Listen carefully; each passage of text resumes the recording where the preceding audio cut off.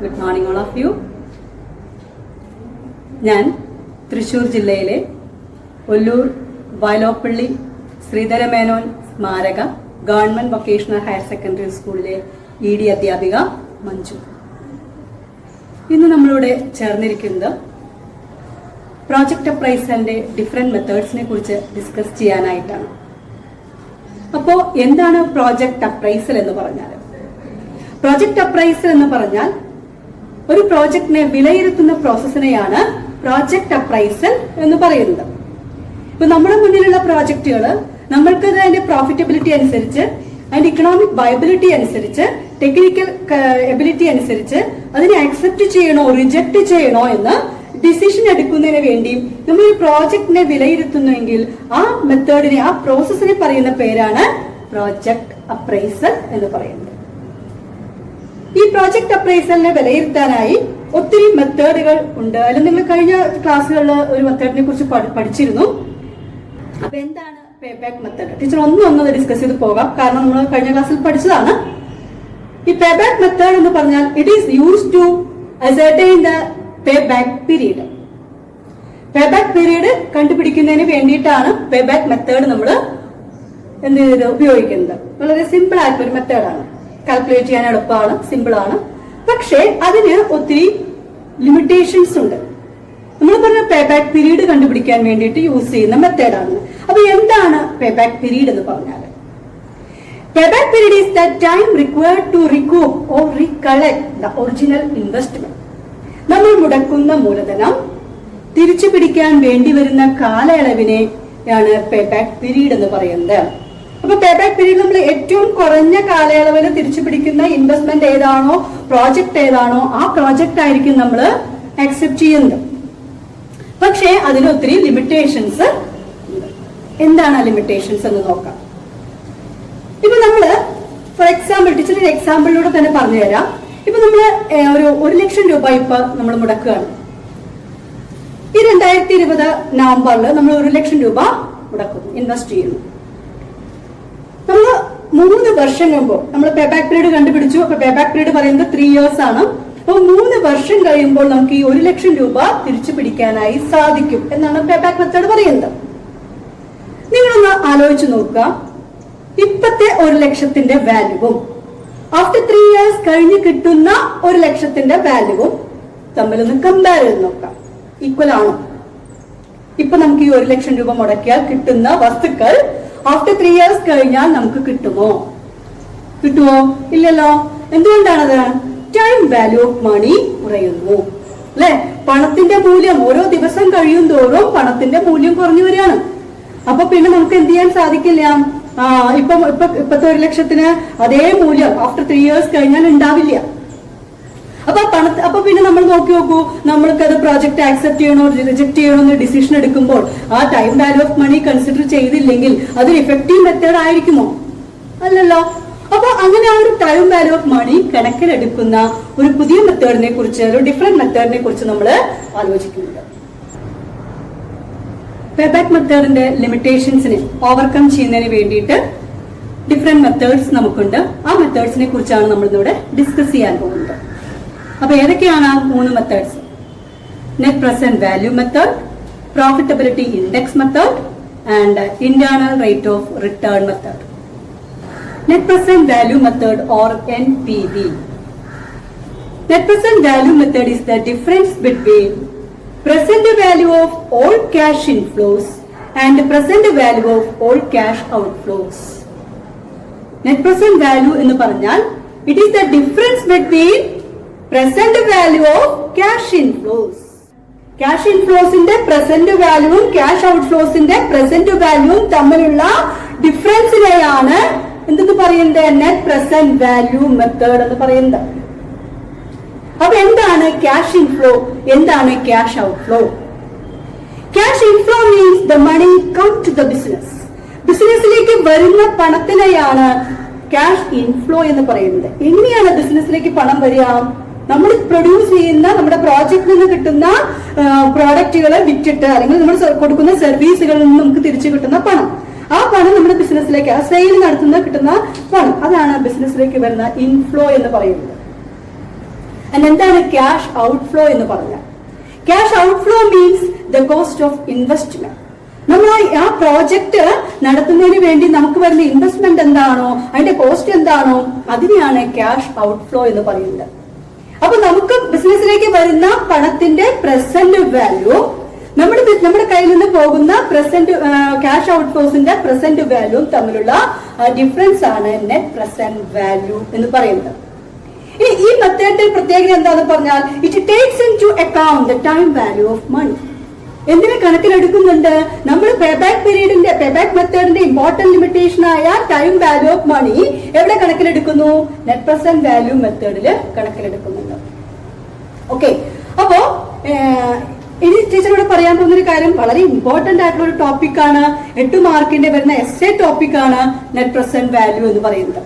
അത് കൂടാതെ നിങ്ങളടുത്ത് എക്സ്പാൻഷൻ NPV തന്നിട്ട് അതിന്റെ എക്സ്പാൻഡ് ചെയ്യാൻ പറയാറുണ്ട് 1 മാർക്കിന്റെ. അപ്പൊ നിങ്ങൾ നെറ്റ് പ്രസന്റ് വാല്യൂ എന്ന് എഴുതാം. ഓക്കെ, ഇനി നെറ്റ് പ്രസന്റ് വാല്യൂ മെത്തേഡിന്റെ ഫോർമുല എന്താണ്? Net present value method equal to or NPV equal to present value of all cash inflows minus present value of all cash outflows. ഒന്നുകൂടി പറയാം, NPV equal to present value of all cash inflows minus present value of all cash outflows. അപ്പൊ net present value calculate ചെയ്യാൻ വളരെ simple ആണ്. വളരെ നിങ്ങൾക്ക് എളുപ്പമായിട്ട് തന്നെ കാൽക്കുലേറ്റ് ചെയ്യാം. കുറച്ച് മൾട്ടിപ്ലിക്കേഷൻ എബിലിറ്റിയും കുറച്ച് കൂട്ടാനുള്ള കഴിവും കുറയ്ക്കാനുള്ള കഴിവൊക്കെ ഉണ്ടെങ്കിൽ നിങ്ങൾക്ക് വളരെ സിമ്പിൾ ആയിട്ട് NPV കാൽക്കുലേറ്റ് ചെയ്യാൻ 8 മാർക്ക് നമുക്ക് കൂടെ കൊണ്ടുവരാം. ഓക്കെ, അപ്പൊ ടീച്ചർ അതിന്റെ സ്റ്റെപ്സ് പറയാം. ആ സ്റ്റെപ്സ് ഒന്ന് ശ്രദ്ധിക്കാം. Under net present value method the following steps are to be followed. ഏതൊക്കെയാണ് ആ സ്റ്റെപ്സ്? ഒന്നാമത്തെ സ്റ്റെപ്പ് പറയുന്നു, you have to decide the discounted factor or minimum rate of return. അതായത് ഫസ്റ്റ് നിങ്ങൾ എന്ത് ചെയ്യണം? സ്ഥാപനത്തിന് ആവശ്യമായ ഈ എത്രയാണ് റിട്ടേൺ എന്നത് നമ്മൾ ആദ്യമേ കൂട്ടി കാൽക്കുലേറ്റ് ചെയ്യുക, അല്ലെങ്കിൽ ആദ്യമേ കൂട്ടി ഡിറ്റർമിൻ ചെയ്യാം. ഫസ്റ്റ് എന്ത് ഡിറ്റർമിൻ ചെയ്യണം? എത്രയായിരിക്കണം നമ്മുടെ മിനിമം റേറ്റ് ഓഫ് റിട്ടേൺ? അതിൽ പ്രസന്റ് വാല്യൂവിനെ ഡിസ്കൗണ്ട് ചെയ്യാനുള്ള ഡിസ്കൗണ്ട് റേറ്റ് എന്താണ്? അത് ആദ്യം കാൽക്കുലേറ്റ് ചെയ്യാം. And second step, you have to compute or calculate the present value of cash inflows. Cash inflows in the present value calculate ചെയ്യുക. And third step, you have to calculate the present value of cash outflows. നമ്മുടെ കയ്യിൽ already ഉണ്ട് cash outflows നമുക്ക് തന്നിട്ടുണ്ട്. അതിന്റെ present value പ്രത്യേകിച്ച് പറയേണ്ട ആവശ്യമില്ല. അപ്പൊ നിങ്ങൾ മൂന്നാമത്തെ സ്റ്റെപ്പിൽ എന്ത് ചെയ്യണം? Present value of cash outflows കണ്ടെത്തുക. നാലാമത്തെ സ്റ്റെപ്പ്, അതാണ് നമ്മുടെ പ്രോബ്ലം എന്ന് പറയുന്നത്. You have to calculate or find out the NPV. NPV എങ്ങനെ കാൽക്കുലേറ്റ് ചെയ്യാം? എന്താണ് നമ്മൾ പറഞ്ഞിരിക്കുന്ന ഫോർമുല? എന്താണ്? Present value of cash inflows minus present value of cash outflows. അതായത് നമ്മൾ പറഞ്ഞ രണ്ടാമത്തെ സ്റ്റെപ്പ് കണ്ടല്ലോ. രണ്ടാമത്തെ സ്റ്റെപ്പിൽ എന്താ നമ്മൾ പറഞ്ഞത്? Present value of cash inflow calculate ചെയ്യാൻ പറഞ്ഞു. അതിൽ നിന്ന് മൂന്നാമത്തെ സ്റ്റെപ്പ് എന്താ പറഞ്ഞത്? Present value of cash outflow calculate ചെയ്യാൻ പറഞ്ഞു. രണ്ടാമത്തെ സ്റ്റെപ്പിൽ നിന്ന് മൂന്നാമത്തെ സ്റ്റെപ്പിൽ എസ് ചെയ്ത് കഴിഞ്ഞാൽ നമുക്ക് എന്ത് കിട്ടി? നാലാമത്തെ സ്റ്റെപ്പായ NPV കിട്ടി. ഓക്കെ, NPV കിട്ടി. എന്തിനാ നമ്മൾ കാൽക്കുലേറ്റ് ചെയ്യുന്നത് NPV? To decide whether to accept or reject the project. അല്ലെ, നമ്മുടെ കയ്യിലിരിക്കുന്ന പ്രോജക്ട്, നമ്മുടെ മുന്നിലിരിക്കുന്ന പ്രോജക്ട് ആക്സെപ്റ്റ് ചെയ്യണോ റിജക്ട് ചെയ്യണോന്നോ ഡിസിഷൻ എടുക്കാൻ വേണ്ടിയിട്ടാണ് NPV കാൽക്കുലേറ്റ് ചെയ്യുന്നത്. അപ്പൊ അഞ്ചാമത്തെ സ്റ്റെപ്പ് എന്ന് പറയുന്നത് ഏതാണ്? Choose the project. നമ്മുടെ മുമ്പിലുള്ള പ്രോജക്ട് നമ്മൾ ചൂസ് ചെയ്യാം. രണ്ട് കേസ് വരുന്നുണ്ട്. അതായത് ഒന്നാമത്തെ കേസ് എന്ന് പറഞ്ഞാൽ നമ്മുടെ മുന്നിൽ ഒറ്റ പ്രോജക്റ്റേ ഉള്ളൂ. സാധാരണ നമ്മൾ പ്രോജക്റ്റ് ഏറ്റെടുക്കുന്നത് ഒരു പർട്ടിക്കുലർ ഇയറിലേക്കായിരിക്കും, ഒരു പർട്ടിക്കുലർ കാലത്തേക്കായിരിക്കും. അപ്പൊ ആ കാലത്തേക്ക് ചിലപ്പോൾ 5 വർഷത്തേക്കായിരിക്കാം, 6 വർഷത്തേക്കായിരിക്കാം. അപ്പൊ പ്രോജക്റ്റിന്റെ ടേം അനുസരിച്ച്. അപ്പൊ നമ്മുടെ മുന്നിൽ ഒരു പ്രോജക്റ്റ് നമ്മുടെ മുന്നിൽ ഉള്ളൂ എങ്കിൽ നമ്മൾ NPV എങ്ങനെയാണ് ആക്സെപ്റ്റ് ചെയ്യുക അല്ലെങ്കിൽ റിജക്ട് ചെയ്യുക? If the NPV is positive, then that project can be accepted. അപ്പൊ നമുക്ക് കിട്ടിയിരിക്കുന്ന NPV പോസിറ്റീവ് ആണെങ്കിൽ ആ പ്രോജക്ട് നമുക്ക് ആക്സെപ്റ്റ് ചെയ്യാം. എങ്ങനെയാണെങ്കിൽ നമ്മുടെ കയ്യിൽ ഒരു പ്രോജക്റ്റേ ഉള്ളൂ എങ്കിൽ. രണ്ടാമത്തെ കേസ് പറയുന്നത് നമ്മുടെ കയ്യിൽ 3-4 പ്രോജക്റ്റ് ഉണ്ട്. ABCD എന്ന് പറഞ്ഞിട്ട് 4 പ്രോജക്ട് നമ്മുടെ മുന്നിലുണ്ട്. എന്നിട്ട് ഏത് വേണം നിങ്ങളോട് ചൂസ് ചെയ്യാൻ പറയാം. അങ്ങനെയാണെങ്കിൽ the project having highest NPV is selected. ഏത് പ്രോജക്റ്റ് നമ്മൾ സെലക്ട് ചെയ്യും? ഏത് പ്രോജക്റ്റിന്റെ NPV ആണോ ഏറ്റവും കൂടുതൽ ആ പ്രോജക്റ്റ് നമ്മൾ അക്സെപ്റ്റ് ചെയ്യും. ഓക്കെ, അതാണ് ഈ 5 സ്റ്റെപ്സ് പ്രകാരം നമ്മൾ NPV കാൽക്കുലേറ്റ് ചെയ്യാൻ വേണ്ടി പറയുന്നത്. അപ്പൊ സ്റ്റെപ്സ് നമുക്ക് ടീച്ചർ ഒന്നുകൂടി റിവൈൻഡ് ചെയ്യാം. ഒന്നാമത്തെ step, you have to calculate or determine the appropriate minimum rate of return. Then second step, you have to compute the present value of cash inflows. Then third step, you have to compute the present value of cash outflows. Then fourth step, you have to calculate the NPV. NPV is the difference between present value of cash inflows and present value of cash outflows. Then അഞ്ചാമത്തെ step, choose the project. If there is one project, then the positive NPV will be selected. And if there is more than one project, then the project having highest NPV is selected. Okay, clear ആയല്ലോ? ഇനി നമുക്ക് പ്രോബ്ലത്തിലേക്ക് പോവാം. Okay, അപ്പൊ നമുക്ക് problem start ചെയ്യാം. ടീച്ചറുടെ question പറയാം. ഒരു ബുക്ക് എടുത്തോളൂ, പേന എടുത്തോളൂ, പ്രോബ്ലം ഒന്ന് നോട്ട് ചെയ്തോളൂ കേട്ടോ. Calculate NPV of the project A having a discount rate of 10%. Calculate NPV of a project having a discount rate of 10%. താഴെ initial investment ₹60,000, estimated life 5 years, scrap value ₹4,000. Initial investment ₹60,000, estimated life 5 years, scrap value ₹4,000. താഴെ the cash inflows for the 5 years are താഴെ ₹34,000, ₹26,000, ₹13,000, ₹5,000 and ₹4,000 respectively.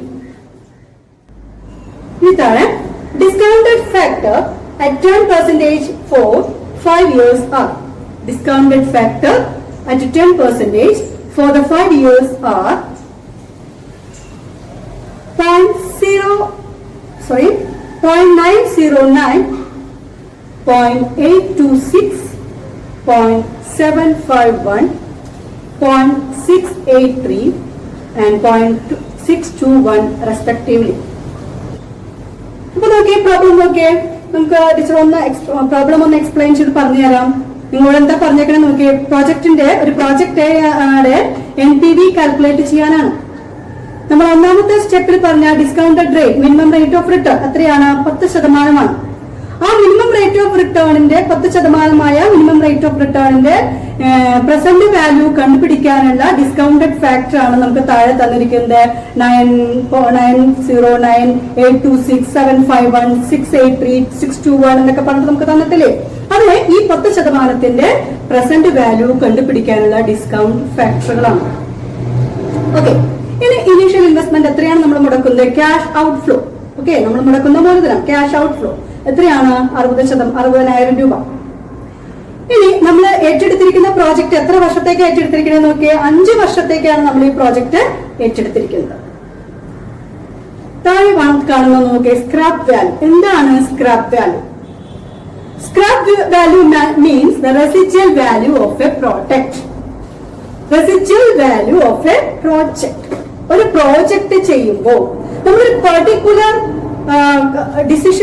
Particular ലക്ഷ്യത്തിന് വേണ്ടിയിട്ടാണ് ഈ project ചെയ്യേണ്ടത് അല്ലെ. അപ്പൊ 5 വർഷത്തേക്ക് ഒരു പർട്ടിക്കുലർ ലക്ഷ്യത്തിനേക്ക് വേണ്ടി നമ്മൾ പ്രോജക്ട് ചെയ്യാം. ചിലപ്പോൾ ഒരു ബിൽഡിംഗ് കൺസ്ട്രക്ഷൻ ആകാം, ചിലപ്പോൾ ഒരു ഡാം കൺസ്ട്രക്ഷൻ ആകാം, അല്ലെങ്കിൽ കനാൽ കൺസ്ട്രക്ഷൻ ആകാം, എന്തോ ആയിക്കോട്ടെ നമ്മുടെ പ്രോജക്ട് 5 വർഷത്തേക്കാണ്. അപ്പൊ ഈ 5 വർഷം കഴിയുമ്പോൾ ഈ പ്രോജക്റ്റില് ബാക്കി വരുന്ന റെസിജ്വൽ വാല്യൂ, ശേഷിക്കുന്ന വാല്യൂ എന്താണോ ഉള്ളത് അതെല്ലാം നമ്മൾ വിൽക്കും. ഈ വിൽക്കുന്ന ഈ എമൗണ്ട്, വിറ്റ് കിട്ടുന്ന ഈ എമൗണ്ട് വളരെ ചെറിയൊരു വാല്യൂ ഉണ്ടാവുള്ളൂ. അത് നമുക്ക് അങ്ങ് കുട്ടടിക്കാൻ പറ്റില്ല. അത് നമ്മൾ എവിടെ കാണിക്കണം? നമ്മുടെ ഈ ഇൻകമായിട്ട്, സ്ഥാപനത്തിന്റെ ഇൻകമായിട്ട്, ക്യാഷ് ഇൻഫ്ലോ ആയിട്ട് കാണിക്കണം. ഓക്കെ, അപ്പൊ നമ്മളത് പ്രോബ്ലത്തിൽ എവിടെയാണ് കാണിക്കേണ്ടതെന്ന് പ്രോബ്ലം ചെയ്യുമ്പോൾ ടീച്ചർ പറഞ്ഞുതരാം. അപ്പൊ സ്ക്രാപ്പ് വാല്യൂ എന്താന്ന് മനസ്സിലായല്ലോ? Scrap value is the residual value of A project. ഒരു പ്രോജക്റ്റില് ശേഷിക്കുന്ന മൂല്യത്തിനെയാണ് സ്ക്രാപ്പ് വാല്യൂ എന്ന് പറയുന്നത്. ഇനി എന്താണ് the cash inflows? Cash inflows ഏതൊക്കെയായിരുന്നു? 5 വർഷത്തേക്ക് നമുക്ക് തന്നിരിക്കുന്ന ഓരോ വർഷത്തെയും ക്യാഷ് ഇൻഫ്ലോസ് ആണ്. ആദ്യത്തെ വർഷത്തെ നമുക്ക് ഇങ്ങോട്ട് വരുന്നത് അല്ലെ, ബിസിനസ്സിലേക്ക് പണം വരുന്ന പണം, അതായത് സെയിൽ മുഖേന അല്ലെ, എത്രയാണ്? 34,000 രൂപ. രണ്ടാമത്തെ വർഷം 26,000 രൂപ. മൂന്നാമത്തെ വർഷം 13,000 രൂപ. അഞ്ചാമത്തെ വർഷം 5,000 രൂപ. അതിന്റെ ലാസ്റ്റ് വർഷം 4,000 രൂപ. അപ്പൊ അങ്ങനെ പല ഓരോ വർഷങ്ങളിലും നമുക്ക് പ്രോജക്റ്റ് മുഖേന കിട്ടുന്ന നമ്മുടെ പ്രോഫിറ്റ്, നമ്മുടെ ഇൻകം ആണ് നമുക്ക് ഈ പറഞ്ഞിരിക്കുന്നത്. അതാണ് ക്യാഷ് ഇൻഫ്ലോസ് എന്ന് പറയുന്നത്. ഓക്കെ, അപ്പൊ ക്യാഷ് ഔട്ട്ഫ്ലോ എന്താണ് കിട്ടി, ക്യാഷ് ഇൻഫ്ലോ എന്താണ് കിട്ടി, ദെൻ ഡിസ്കൗണ്ടഡ് ഫാക്ടർ എന്താണ് കിട്ടി. ഓക്കെ, ഇനി നമുക്ക് പ്രോബ്ലം ചെയ്യാം. അപ്പോൾ സൊല്യൂഷൻ എഴുതിക്കോളൂ. ഓക്കെ മക്കളെ, അപ്പൊ നമുക്ക് പ്രോബ്ലത്തിലേക്ക് പോയാലോ? നമ്മൾ ക്വസ്റ്റ്യൻ പറഞ്ഞിട്ടുണ്ട്, ആൻസർ നോക്കാം. ആദ്യം തന്നെ നിങ്ങളൊരു ബുക്ക് എടുക്കുക, പേൻ എടുക്കുക, ഹെഡിങ് കൊടുക്കുക net present value table. Heading net present value table project A. 4 കോളമാണ് നമുക്കിവിടെ പ്രൊവൈഡ് ചെയ്യേണ്ടത്. First column year, second column cash inflows, third column discount factor at 10%, and fourth column present value of cash inflows. Year, cash inflows, discount factor, present value of cash inflows. ആദ്യത്തെ വർഷം എടുത്തു നമ്മൾ. ഒന്നാമത്തെ വർഷം എത്രയായിരുന്നു നമ്മുടെ cash inflows? 34,000. എത്രയാണ് നമ്മുടെ പി വി ഫാക്ടർ? ഫസ്റ്റ് ഇയറിലെ പി വി ഫാക്ടർ നമ്മുടെ താഴെ നമുക്ക് തന്നിരിക്കുന്നത് എത്രയാണെന്ന് നോക്കിയേ, 0.909. ഇനി അടുത്ത കണ്ട് നാലാമത്തെ കോളം കാണുന്നത് present value of cash inflows ആണ്. എങ്ങനെയാണ് കിട്ടുക? രണ്ടാമത്തെ കോളവും മൂന്നാമത്തെ കോളവും മൾട്ടിപ്ലൈ ചെയ്താൽ മതി. That is 34,000 into 0.909. എത്ര കിട്ടുക? 30,906. എല്ലാവർക്കും കിട്ടിയില്ലേ?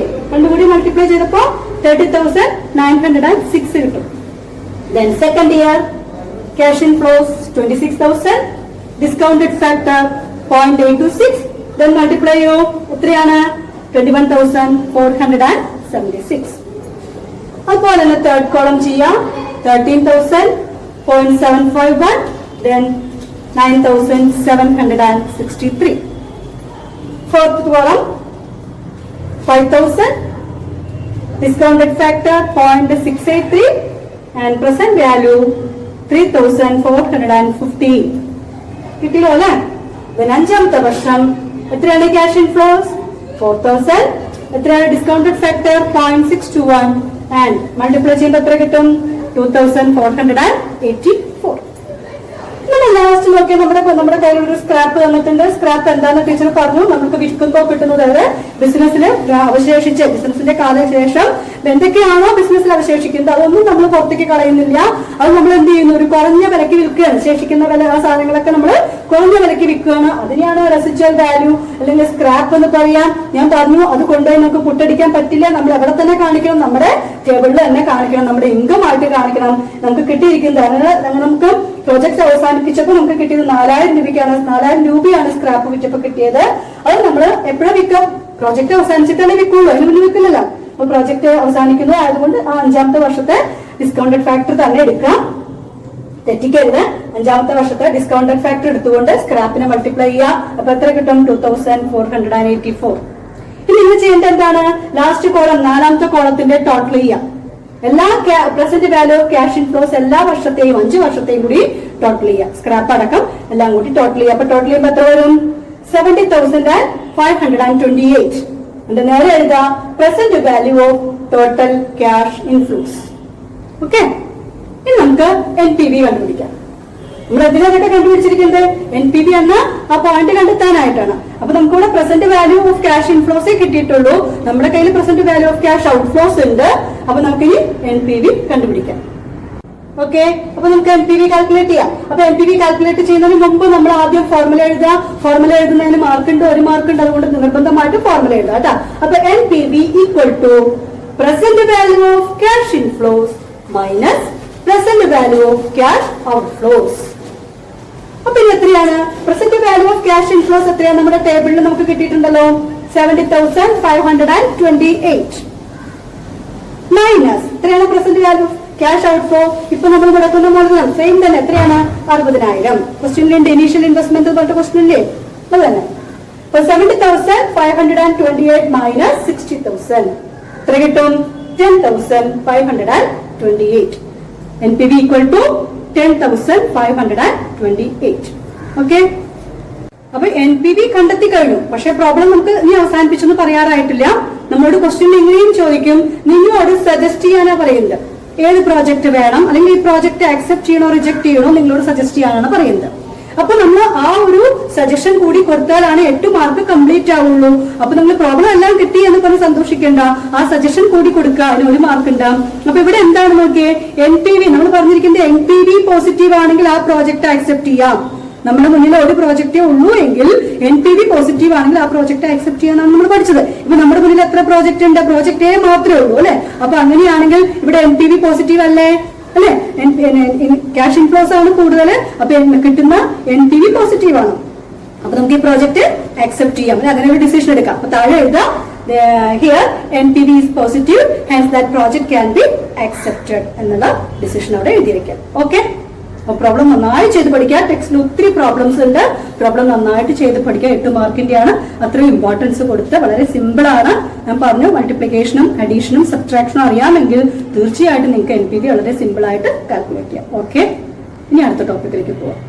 അപ്പൊ നമ്മൾ ടൈം വാല്യൂ ഓഫ് കൺസിഡർ ചെയ്യുന്ന ഫസ്റ്റ് മെത്തേഡിനെ കുറിച്ചാണ് ഇപ്പൊ പറഞ്ഞത്, നെറ്റ് പ്രസന്റ് വാല്യൂ. ഇനി രണ്ടാമത്തെ മെത്തേഡാണ് profitability index method. Profitability index method is the variant of net present value. And it is a ratio of present value of all cash inflows and present value of all cash outflow. അപ്പൊ എന്താണ് പറയുന്നത്?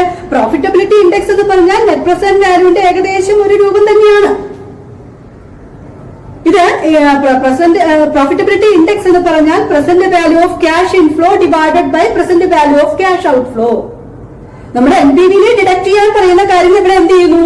Divide ചെയ്യുന്നു, അത്രേ ഉള്ളൂ. അപ്പൊ എന്താണ് അതിന്റെ വ്യത്യാസം എന്താന്ന് വെച്ചിട്ടുണ്ടെങ്കിൽ, നെറ്റ് പ്രസന്റ് വാല്യൂ മെത്തേഡിന്റെ ഒരു ഡിഫിക്കൽട്ടി എന്തായിരുന്നു പറഞ്ഞാൽ, ഒന്നിലധികം പ്രോജക്ട് നമ്മുടെ മുന്നിൽ ഉണ്ടായിരുന്നുവെങ്കിൽ നമ്മൾ എടുത്തിരുന്ന ഡിസിഷൻ ക്രൈറ്റീരിയ ഹയസ്റ്റ് NPV നോക്കിയിട്ടാണ്. പക്ഷേ നമ്മുടെ മുന്നിലുള്ള പ്രോജക്റ്റുകളുടെ ഇൻവെസ്റ്റ്മെന്റ് ഡിഫറെന്റ് ആണെങ്കിൽ, നമ്മുടെ മുന്നിൽ ഒരു 4 പ്രോജക്റ്റ് ഉണ്ട്, 4 പ്രോജക്റ്റിന്റെയും ഇനീഷ്യൽ ഇൻവെസ്റ്റ്മെന്റ് പലതരത്തിലുള്ള തുകയാണെങ്കിൽ, പലതരത്തിലുള്ള ഇൻവെസ്റ്റ്മെന്റ് ആണെങ്കിൽ നമുക്ക് ഈ ഹയസ്റ്റ് NPV വെച്ച് ഡിസിഷൻ എടുക്കുക എന്ന് പറയുന്നത് ബുദ്ധിമുട്ടാണ്, അല്ലെ? ഇപ്പൊ എല്ലാ പ്രോജക്റ്റുകളുടെയും ഇനിഷ്യൽ ഇൻവെസ്റ്റ്മെന്റ് സെയിം ആണെങ്കിലാണ് ഈ NPV കൊണ്ട് നമ്മൾ കാര്യമുള്ളൂ. പക്ഷേ നമ്മുടെ മുന്നിലുള്ള പ്രോജക്റ്റുകൾക്ക് ഡിഫറെന്റ് ആയിട്ടുള്ള ഇൻവെസ്റ്റ്മെന്റ് ആണ് ഉള്ളതെങ്കിൽ NPV കൊണ്ട് യാതൊരു ഗുണവുമില്ല, നമുക്ക് ബുദ്ധിമുട്ടാണ്, ഡിസിഷൻ എടുക്കാൻ നമുക്ക് ബുദ്ധിമുട്ടാണ്. അപ്പോ അതിന് ആ ലിമിറ്റേഷൻ ഓവർകം ചെയ്യാനാണ് ഏത് മെത്തേഡ് വന്നിരിക്കുന്നത്? പ്രോഫിറ്റബിലിറ്റി ഇൻഡെക്സ് മെത്തേഡ് നമ്മൾ യൂസ് ചെയ്യുന്നത്. അപ്പൊ എന്താണ് പ്രോഫിറ്റബിലിറ്റി ഇൻഡെക്സ് എന്ന് പറഞ്ഞാൽ എന്താ? It is the ratio of present value of cash inflows and present value of cash outflow. Therefore, PI equal to present value of cash inflows divided by present value of cash outflows. നമ്മള് NPVനെ minus ചെയ്യാൻ പറഞ്ഞു, deduct ചെയ്യാൻ പറഞ്ഞു, പക്ഷെ ഇവിടെ എന്ത് ചെയ്യാണ്? Division ആണ്. എക്സാമിന് തെറ്റിച്ച് വെക്കരുത്, ശ്രദ്ധിച്ച് വേണം പ്രോബ്ലം ചെയ്യാനായിട്ട്. ഓക്കെ, അപ്പൊ നമുക്ക് കഴിഞ്ഞ NPVയിലെ സെയിം പ്രോബ്ലം തന്നെ അപ്ലൈ ചെയ്തുകൊണ്ട് നമുക്ക് PI കണ്ടുപിടിക്കാം. ഓക്കെ മക്കളെ, നമുക്ക് നമ്മൾ കഴിഞ്ഞ നെറ്റ് പ്രസന്റ് വാല്യൂ മെത്തേഡിൽ ചെയ്ത സെയിം പ്രോബ്ലം തന്നെ PI കണ്ടുപിടിക്കാനും നമുക്ക് ഉപയോഗിക്കാം. അപ്പൊ നോക്കൂ, എന്താണ് പ്രോഫിറ്റബിലിറ്റി ഇൻഡെക്സ്? എന്താ ടീച്ചർ പറഞ്ഞത്? Present value of cash inflows divided by present value of cash outflows. അപ്പൊ സെയിം നമ്മൾ കഴിഞ്ഞ പ്രോബ്ലത്തിൽ ചെയ്ത സെയിം സ്റ്റെപ്സ് തന്നെയാണ്. പ്രസന്റ് വാല്യൂ ടേബിൾ വരെ എത്തുക, അതുവരെ പ്രിപ്പയർ ചെയ്യാം. ദെൻ പ്രസന്റ് വാല്യൂ ടേബിളിൽ നമ്മൾ എന്തെടുക്കുക? Present value of cash inflows എടുക്കുക. എത്രയാണ്? 70,528. Present value of cash inflows 70,528. എന്താണ് present value of cash outflows? നമ്മുടെ ഇനീഷ്യൽ ഇൻവെസ്റ്റ്മെന്റ് തന്നെ 60,000. അപ്പൊ നമ്മൾ ഫോർമുല അപ്ലൈ ചെയ്യുമ്പോൾ 70,528 ഡിവൈഡഡ് ബൈ 60,000, 1.18. ഹിയർ PI എത്രയാണ്? പ്രോഫിറ്റബിലിറ്റി ഇൻഡെക്സ് എത്രയാണ്? 1.18. ഓക്കെ, ഇനി എങ്ങനെയാണ് ഒരു പ്രോഫിറ്റബിലിറ്റി ഇൻഡെക്സ് മെത്തേഡിൽ പ്രോജക്ട് ആക്സെപ്റ്റ് ചെയ്യണോ റിജക്ട് ചെയ്യണോ എങ്ങനെയാ ഡിസൈഡ് ചെയ്യുക? നമ്മൾ എപ്പോഴാണ് ഈ മെത്തേഡ് ഉപയോഗിക്കണമെന്ന് പറഞ്ഞു. ഡിഫറെന്റ് ആയിട്ടുള്ള ഇനീഷ്യൽ ഇൻവെസ്റ്റ്മെന്റ് ഉള്ള ഡിഫറെന്റ് പ്രോജക്ട്സുകൾ നമ്മുടെ മുന്നിലുള്ളപ്പോഴാണ് നമ്മൾ PI ഉപയോഗിക്കുക അല്ലെ. അപ്പൊ ഡിഫറെന്റ് ഇനീഷ്യൽ ഇൻവെസ്റ്റ്മെന്റ് ഉള്ള ഡിഫറെന്റ് പ്രോജക്ട്സുകളിൽ ഏതിന്റെ പ്രോഫിറ്റബിലിറ്റി ഇൻഡെക്സ് ആണോ കൂടുതൽ ആ പ്രോജക്റ്റ് നമ്മൾ ആക്സെപ്റ്റ് ചെയ്യും. ഓക്കെ. അപ്പൊ time value of money consider ചെയ്യുന്ന നെക്സ്റ്റ് മെത്തേഡാണ് ഇന്റേണൽ റേറ്റ് ഓഫ് റിട്ടേൺ അഥവാ IRR. എക്സാമിന് വരുന്ന 1 മാർക്കിന്റെ ക്വസ്റ്റ്യൻ ആണ്. എക്സ്പാൻഡ് ചെയ്യാൻ വരാറുണ്ട്, അതുകൂടാതെ എക്സ്പ്ലനേഷൻ 2 മാർക്കിന്റെ വരാറുണ്ട്. അപ്പൊ എന്താണ് ഇന്റേണൽ റേറ്റ് ഓഫ് റിട്ടേൺ അല്ലെങ്കിൽ IRR? Internal rate of return equates the present value of cash inflows and the present value of cash outflows, that is NPV is 0. Internal rate of return എന്ത് ചെയ്യുന്നു നമ്മൾ പറഞ്ഞത്? Present value of cash ഇൻഫ്ലോസിനെയും present value of cash ഔട്ട്ഫ്ലോസിനെയും equate ചെയ്യുന്ന ആ point ആണ് internal rate of return എന്ന് പറയുന്നത്. അതായത് NPV 0 ആകുമ്പോഴാണ് ഏത് വരുന്നത്? ഇന്റേണൽ റേറ്റ് ഓഫ് റിട്ടേൺ വരുന്നത്. അപ്പൊ ഓക്കെ. അപ്പൊ നമ്മളിവിടെ ശ്രദ്ധിക്കേണ്ടത് ഈ 3 മെത്തേഡുകൾ നമ്മൾ ഈ പറഞ്ഞ NPVയും പ്രോഫിറ്റബിലിറ്റി ഇൻഡെക്സും IRR ഈ 3 മെത്തേഡും എക്സാം പോയിന്റ് ഓഫ് വ്യൂല് വളരെ ഇമ്പോർട്ടന്റ് ആണ്. NPV 8 മാർക്കിന്റെ ചോദിക്കുന്ന essay ക്വസ്റ്റ്യൻ ആണ്. പ്രസന്റ് പ്രോഫിറ്റബിലിറ്റി ഇൻഡെക്സ് 4 മാർക്ക് ചോദിക്കാറുണ്ട്. കൂടാതെ IRR 1 മാർക്ക് അല്ലെങ്കിൽ 2 മാർക്ക് ചോദിക്കാറുണ്ട്. അപ്പൊ നന്നായിട്ട് പ്രിപ്പയർ ചെയ്ത് പോവുക. NPV ഒക്കെ വളരെ സിമ്പിൾ ആണ്. ഈ 12 മാർക്കും അല്ലെങ്കിൽ 14 മാർക്കും മേടിക്കാനായിട്ട് ശ്രമിക്കുക. നന്നായിട്ട് പ്രോബ്ലം ഒക്കെ ചെയ്ത് പഠിക്കാം. ഓക്കെ. അപ്പൊ എല്ലാവരും സുഖമായിട്ടിരിക്കാം.